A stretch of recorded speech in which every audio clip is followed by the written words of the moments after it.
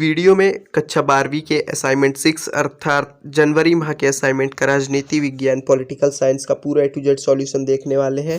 यहाँ पास आप लोग देख सकते हैं प्रश्न क्रमांक 1, 2, 3 और 4 का सॉल्यूशन एकदम अच्छे से प्रोवाइड किया जाएगा। ध्यान रखिएगा 6 नंबर तक के प्रश्न आए हैं, इसलिए आपको किस प्रश्न का उत्तर कितने शब्द सीमा के अंतर्गत लिखना है ये अच्छे से बताया जाएगा और उत्तर भी बताया जाएगा।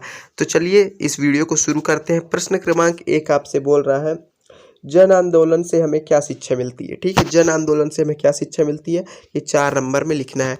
तो चलिए इसका सॉल्यूशन एकदम अच्छे से देखेंगे, आप लोग देखिएगा। ठीक है, जन आंदोलन से हमें क्या शिक्षा मिलती है, आप लोग हेडिंग डाल लीजिएगा जन आंदोलन से हमें निम्न शिक्षा मिलती है। तो पहले आप इतना का स्क्रीनशॉट ले लीजिए, आप इतना लिख दीजिएगा। ठीक है, जन आंदोलन का इतिहास हमें लोकतांत्रिक राजनीति को बेहतर ढंग से समझने में मदद देता है। यहाँ से पूरा आप लास्ट तक लिख लीजिएगा। फिर आपको थोड़ा सा और इतना लिख लेना है। ठीक है, सामाजिक आंदोलन ने समाज के उन नई वर्गों के सामाजिक आर्थिक समस्याओं को अभिव्यक्ति दी। ठीक है, ये भी लिख लीजिएगा। फिर उसके बाद आपको इतना और लिखना है। ठीक है, आपको इतना और लिखते चलना है। ये अपनी बात रखने का बेहतर माध्यम बनकर उभरे, समाज के गहरे तनाव और जनता के शौक को यहाँ से पूरा, ठीक है, आप लिखते जाएगा। फिर आपको इतना लिख लेना है। ठीक है ना, ये आपके प्रश्न क्रमांक 1 का उत्तर हो जाएगा। अब चलते हैं प्रश्न क्रमांक 2 की ओर। प्रश्न क्रमांक 2 आपसे बोल रहा है, देखिए किन्हीं 4 प्रमुख नेताओं का उल्लेख कीजिए जिन्होंने समाज के दलितों के कल्याण के लिए प्रयास किए हैं। ध्यान रखिएगा ये भी 4 नंबर के लिए है। आपको 4 नेताओं का सिर्फ नाम नहीं लिखना है, उल्लेख भी करना है कि उनका क्या योगदान था। तो चलिए इसका सॉल्यूशन भी आपको अच्छे से दिखा देते हैं। यहाँ पास आपको सॉल्यूशन दिख गया होगा।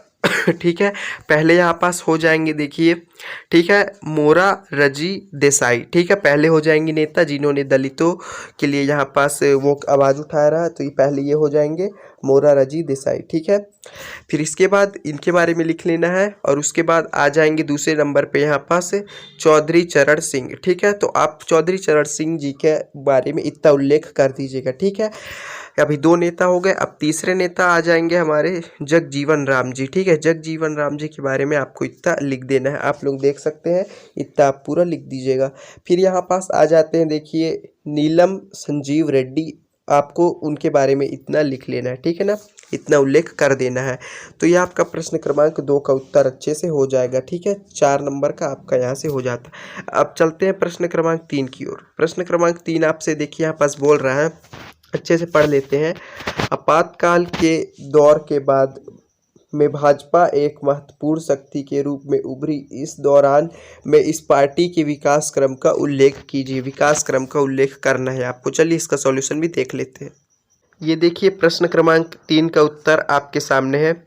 आपातकाल के दौरान भाजपा पार्टी के विकास, आप हेडिंग डाल लीजिएगा और उसके बाद आप लिखते जाइएगा। देखिए, ठीक है, पहले आप इतने का स्क्रीनशॉट ले लीजिए अच्छे से। ठीक है, और उसके बाद फिर आप इतने का और स्क्रीनशॉट ले लीजिए। ठीक है, आप चाहे तो इतने का भी ले सकते हैं एक बार में, लेकिन ये समझ में नहीं आएगा, इसलिए 2 भाग में लीजिए। पहले भाग में आप इतने का ले लीजिए। ठीक है, यहाँ 7 किंग तक, उसके बाद आप इतना ले लीजिए। ठीक है, ये आपका हो जाएगा। फिर अभी थोड़ा सा और बचा है, आपको इतना और लिख लेना है। ठीक है, ये आप इतना और लिख लीजिए, ये प्रश्न क्रमांक 3 का ही है। ठीक है, आपको इतना और लिख लेना है।